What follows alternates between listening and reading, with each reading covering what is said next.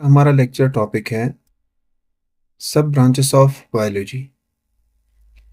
अजीज़ तलबा, previous lecture में हमने साइंस को डिफ़ाइन किया, बायोलॉजी को डिफ़ाइन किया, उसके मेजर ब्रांचेस हमने डिस्कस किए और कुरानिक वर्सेस के बारे में पढ़ा about the origin of life. आज के लेक्चर में हम जो बायोलॉजी है उसके सब ब्रांचेस के बारे में पढ़ेंगे। पहला ब्रांच बेटा हमारे पास मॉर्फोलॉजी। ठीक है, एक चीज़ बेटा याद रखें कि बायोलॉजी को सब ब्रांचेस में डिवाइड करने की ज़रूरत क्यों पेश आई। तो उसका जवाब ये है बेटा कि एक लिविंग ऑर्गेनिज्म को as a complex whole organism study करना मुश्किल होता है। तो उसको जब ब्रांचेस में आप तकसीम करते हैं तो आपको स्टडी करना आसान रहता है। तो मॉर्फोलॉजी बेटा ग्रीक वर्ड मॉर्फी से निकला हुआ है। इसका मतलब है फॉर्म, शेप, यानी कि इससे मुराद ज़ाहिरी जो शेप है, स्ट्रक्चर है ऑर्गेनिज्म का, उसको कहते हैं। So the branch of biology which deals with the study of the external structure of living organism is called morphology. Biology की वो ब्रांच जिसमें हम एक लिविंग ऑर्गेनिज्म की एक्सटर्नल स्ट्रक्चर्स को स्टडी करते हैं उसको बेटा बोलते हैं मॉर्फोलॉजी। अभी एक्सटर्नल स्ट्रक्चर की स्टडी से क्या मुराद है? तो study of external structure include study of size, shape and structure of living organism. External structure की स्टडी से मुराद आप उस ऑर्गेनिज्म की साइज़ के बारे में बताएंगे, उसके शेप के बारे में बताएंगे, उसका क्या कलर है, वो दिखने में कैसा है, ये उसकी एक्सटर्नल स्टडी कहलाता है बेटा। और इस स्टडी को हम बेटा बोलते हैं मॉर्फोलॉजी। एग्जाम्पल आपको दिया गया है मॉर्फोलॉजी ऑफ प्लांट। प्लांट की अगर हम मॉर्फोलॉजी पढ़ेंगे तो उसमें हम क्या पढ़ेंगे कि उसका रूट किस टाइप का है, स्टेम्स दिखने में कैसे हैं, लीव्स उनका क्या साइज और शेप होता है, फ्लावर्स का क्या कलर होता है और किस टाइप के फ्रूट्स हैं। तो ये बेटे ओवरऑल कहलाता है प्लांट की मॉर्फोलॉजी। और चूंकि हम इसकी स्टडी एक्सटर्नली कर रहे हैं इसलिए इस स्ट्रक्चर को, इस स्टडी को हम मॉर्फोलॉजी कहते हैं। अच्छा, नेक्स्ट बेटा, नेक्स्ट जो आपके पास ब्रांच है दैट इज एनाटॉमी। एनाटॉमी ये लैटिन वर्ड से ओरिजिनेट हुआ है, दो लैटिन वर्ड पर मुश्तमिल है, एना एंड टैमनेन। इसका मतलब है बेटा कटिंग अप टू सी, यानी कि किसी भी चीज़ को देखने के लिए, स्टडी करने के लिए आप जब उसको कट कट करते हैं तो वो कहलाता है बेटा एनाटॉमी। ठीक है, इसको ज़रा डिटेल से देखेंगे तो the branch of biology which deals with the study of internal structures of the living organism is called anatomy. Biology की वो ब्रांच जिसमें हम एक लिविंग ऑर्गेनिज्म की जो इंटरनल स्ट्रक्चर्स हैं उनके बारे में स्टडी करते हैं तो उसको हम बोलते हैं बेटा एनाटॉमी। अब एग्जांपल में आपके पास है ह्यूमन एनाटॉमी की अगर हम बात करेंगे तो ह्यूमन एनाटॉमी से मुराद क्या है? It include the internal body parts. ठीक है, यानी कि आपके हार्ट के बारे में, आप ब्रेन के बारे में पढ़ते हैं, किडनीज या लंग्स के बारे में पढ़ते हैं तो वो एनाटॉमी कहलाता है। अब जाहिर सी बात है हार्ट को पढ़ने के लिए आप लिविंग ऑर्गेनिज्म को ज़ाहिरी तौर पे अगर देखेंगे तो आप उसकी हार्ट की स्टडी नहीं कर सकेंगे। उस हार्ट को पढ़ने के लिए आपको उस ऑर्गेनिज्म को कट करना पड़ेगा, इट मीन्स उसको डाइसेक्ट करना पड़ेगा, तब जाके आप उसका हार्ट निकाल के देख सकते हैं।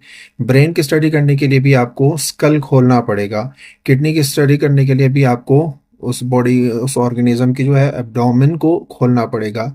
लंग्स को स्टडी करनी हो तो उसके जो चेस्ट है या जिसको आप थोरेसिक कैविटी कहते हैं, इसको जब आप खोलेंगे तभी आपको लंग्स की स्टडी करने को मिलेगी। तो यहाँ पे खोलने से मुराद क्या हुआ? कटिंग अप टू सी, यानी कि कट आप लगा लेते हैं ताकि आप उसको देख सके और उसको स्टडी कर सके। सो इसी वजह से इस ब्रांच ऑफ बायोलॉजी का नाम रखा बेटा एनाटॉमी। ठीक है जी। नेक्स्ट आपकी जो टॉपिक है बेटा, नेक्स्ट टॉपिक आपका वो है हिस्टोलॉजी। ठीक है, हिस्टोलॉजी। अच्छा, ये हिस्टोलॉजी लैटिन वर्ड हिस्टोस से निकला हुआ है और हिस्टोस का मतलब है टिश्यूज। ठीक है बेटे। अब टिश्यूज किसे कहते हैं, इसको मैं यहाँ पे आपको बता देता हूँ कि टिश्यूज क्या है दरअसल। टिश्यू किसे कहते हैं? The group of similar sales that combines together to perform specific function is called tissues। यानी कि टिश्यू से मुराद बेटा आपके पास ग्रुप ऑफ सिमिलर सेल्स, यानी कि एक जैसे सेल्स जब आपस में एक दूसरे के साथ मिलते हैं ताकि वो एक मखसूस फंक्शन को परफॉर्म कर सके, तो उस ग्रुप ऑफ सेल्स को हम कहते हैं टिश्यूज। ठीक है, एक जैसे सेल्स मिलेंगे आपस में तो उस फंक्शन को अच्छे से कर पाएंगे। तो लिविंग ऑर्गेनिज्म की बॉडी जो है वो इन टिश्यूज पर मुश्तमिल है। तो हिस्टो का मतलब है बेटा टिश्यू, ठीक है, और इन्हीं टिश्यूज की स्टडी करने को हम कहते हैं हिस्टोलॉजी। ठीक, histology is the branch of biology which deals with the microscopic study of tissues. अच्छा, यहाँ पे हमने लफ्ज लिखा माइक्रोस्कोपिक, तो इससे क्या मुराद है कि बेटा सेल, इसका साइज इतना छोटा होता है कि हम अपने नेकेड आई से नहीं देख सकते। ठीक है, तो उसको देखने के लिए फिर हमें एक इंस्ट्रूमेंट की ज़रूरत होती है जिसको हम कहते हैं माइक्रोस्कोप।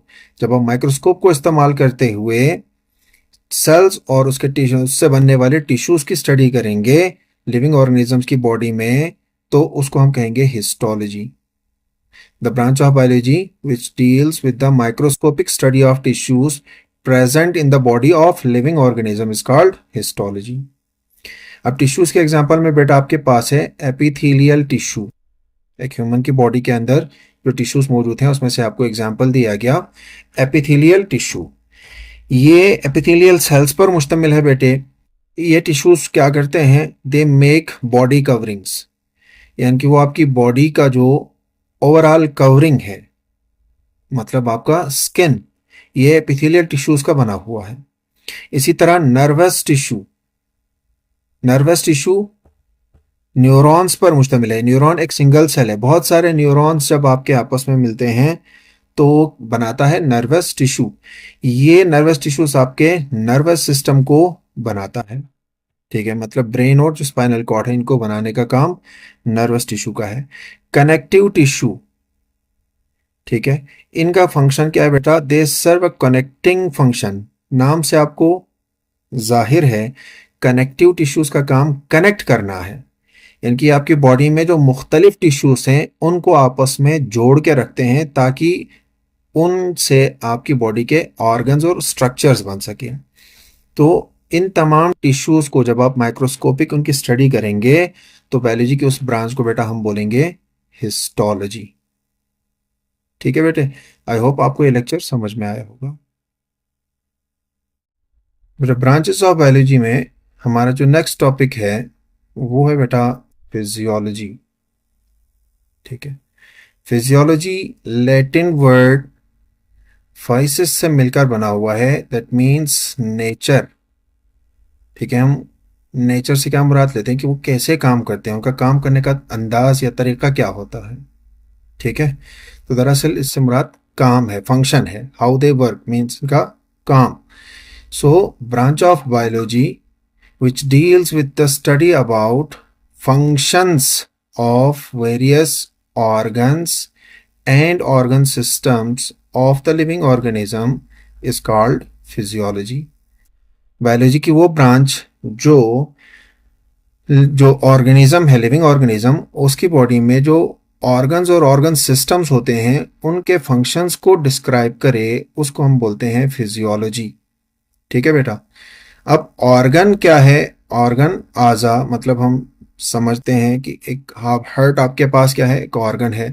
यहाँ पे एग्जांपल आपको मैंने दिया है बेटा, स्टमक जस्ट एक ऑर्गन है। ठीक है, आपका मैदा। इंटेस्टाइन ये भी एक ऑर्गन है। ठीक है, स्टमक का काम आपको मालूम है, वो आपके खाने को मिक्स करता है और उनमें डाइजेशन शुरू होती है। इंटेस्टाइन उसमें भी आपके जो खुराक, आपने जो खाना खाया होता है, उसको ब्रेक डाउन किया जाता है और साथ में वहाँ पे उसकी एब्जॉर्प्शन होती है। तो ये अलग अलग, इनको हम कहेंगे ऑर्गन। जब ये मिल के काम करेंगे तो उनको हम बोलेंगे ऑर्गन सिस्टम। तो स्टमक और इंटेस्टाइन जस्ट ऑर्गन है, इनके मिलने से जो ऑर्गन सिस्टम बनती है उसको हम कहते हैं डाइजेस्टिव सिस्टम। ठीक है। तो यहाँ पे जो ऑर्गन है और ऑर्गन सिस्टम है, इनके फंक्शंस को जब हम डिस्क्राइब करेंगे, पढ़ेंगे, स्टडी करेंगे, तो उसको बेटा बोलेंगे फिजियोलॉजी। तो मसलन यहाँ पे डाइजेस्टिव सिस्टम का फंक्शन क्या है? Digestion, breakdown of food, absorption of food. तो वो डाइजेस्टिव सिस्टम का फंक्शन है। नोज आपके पास एक ऑर्गन है, लंग्स भी एक ऑर्गन है। जब ये इकट्ठे होकर काम करते हैं तो ये ऑर्गन सिस्टम बनाता है। उस ऑर्गन सिस्टम को हम बोलते हैं रिस्पायरेटरी सिस्टम। इस रिस्पायरेटरी सिस्टम का फंक्शन क्या है बेटा? रिस्पायरेशन करना, मतलब गैसेस का एक्सचेंज करना। आप जो अपने इन्वायरमेंट से ऑक्सीजन को लेते हैं और वापस कार्बन डाइऑक्साइड अपनी ऑक्सीजन इन्वायरमेंट में रिटर्न करते हैं, तो उस प्रोसेस को बोलते हैं रिस्पायरेशन। तो ये इस रिस्पायरेटरी सिस्टम का फंक्शन है। इसी तरह नेक्स्ट एग्जांपल आपके पास है बेटा किडनी। ये एक ऑर्गन है सिंपल सा। ठीक है। यूरेटर एक ऑर्गन है, नाली है जिसमें यूरिन पास होता है। यूरिनरी ब्लैडर ये भी एक ऑर्गन है जहां पे यूरिन को स्टोर किया जाता है। तो ये तीनों जो ऑर्गन है ये मिलके क्या बनाते हैं? एक ऑर्गन सिस्टम, जिसको हम बोलते हैं एक्सक्रीटरी सिस्टम। और इसका जो फंक्शन है वो एक्सक्रीशन। एक्सक्रीशन बेटा बोलते हैं removal of metabolic waste from the body. ठीक है। तो डाइजेशन, रिस्पायरेशन और एक्सक्रीशन ये फंक्शंस हैं किनके? इन ऑर्गन्स और ऑर्गन सिस्टम के। तो जब हम ऑर्गन्स और ऑर्गन सिस्टम, ऑर्गन्स और ऑर्गन सिस्टम्स की फंक्शंस के बारे में जब स्टडी करेंगे तो that branch of biology is called as physiology. ठीक।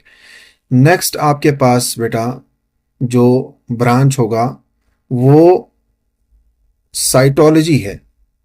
ठीक है जी। साइटोलॉजी, साइटोलॉजी लैटिन वर्ड साइटोस से अखज किया गया है, जिसका मतलब है कि सेल। ठीक है। और लॉजी का बेटा मतलब स्टडी को बोलते हैं। The branch of biology which deals with the study about structure and functions of the cell is called cytology.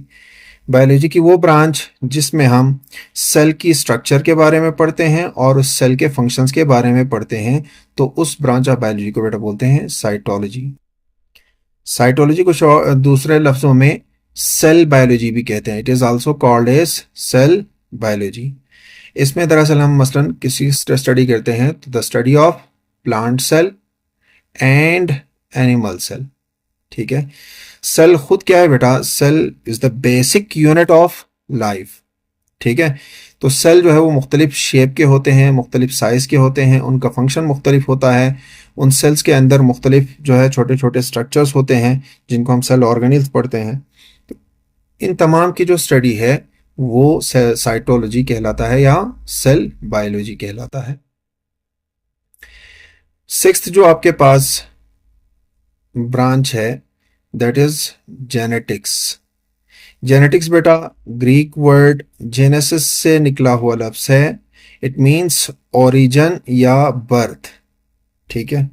इनकी कोई भी चीज कहाँ से अखज होता है, निकलता है, पैदा होता है। ठीक है। तो branch of biology which deal with the study about genes and their role in inheritance in the organisms is called genetics।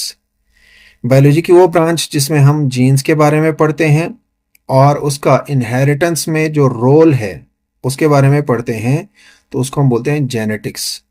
अब यहाँ पे आपको जीन के बारे में भी बताऊंगा, इनहेरिटेंस के बारे में भी अभी आपको समझाऊंगा। आपकी जो लिविंग ऑर्गेनिजम्स हैं उनकी जो खुसूसियात हैं, बायोलॉजिकल कैरेक्टर्स बेटे, वो अपने औलादों में यानी कि ऑफस्प्रिंग्स के अंदर वो ट्रांसफ़र होते हैं। ठीक है।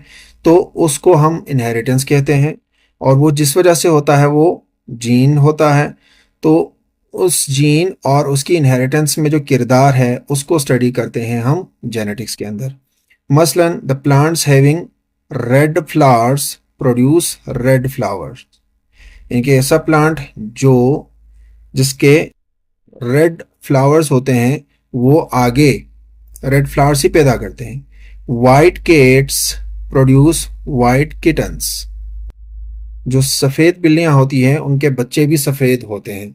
ठीक है, तो ये जो खसूसियात का मुंतकिल होना, सफ़ेद माँ बाप और सफ़ेद बच्चे, ठीक है, ये इनहेरिटेंस कहलाता है ऑर्गेनिजम्स में। तो ये जीन्स की वजह से होता है। तो जीन और इसकी जो इनहेरिटेंस में रोल है, इसकी स्टडी को बेटा जेनेटिक्स कहते हैं। अब यहाँ पे आपको पढ़ाएंगे जीन क्या है। जीन बेटा it is the basic fundamental unit of heredity. ठीक है, हेरिडिटी मसलन हम लोग बोलते हैं विरासत या जो वालिदैन से किरदार मुंतकिल होती है उसको हम हेरिडिटी बोलते हैं। It is the smallest part of DNA and genes contains all the information about biological characteristics. ठीक है बेटा, अब यहाँ पे आपको मैं समझा देता हूँ कि आपके पास जो डीएनए है वो एक लंबी रस्सी है। ठीक है, डीएनए एक लंबी रस्सी है जहाँ पे छोटे छोटे टुकड़े होते हैं। ठीक है, इनके साइज डिफरेंट होते हैं। इस डीएनए के ऊपर ये जो आपके पास डीएनए है इसके ऊपर ये सेगमेंट्स मौजूद हैं। तो इनमें से जो एक छोटा सा सेगमेंट है, इस सेगमेंट को बेटा जीन कहते हैं। ठीक है, ये जो है ये कहलाता है जीन। ठीक है, और इस जीन और डीएनए इनके ऊपर तमाम आपकी बायोलॉजिकल कैरेक्टर्स के हवाले से, यानी कि आपकी हाइट क्या होगी, आपका जो स्किन कलर है वो क्या होगा, आपका हेयर कलर क्या होगा, उनके बारे में तमाम इंफॉर्मेशन इस पूरे डीएनए के ऊपर मौजूद होता है।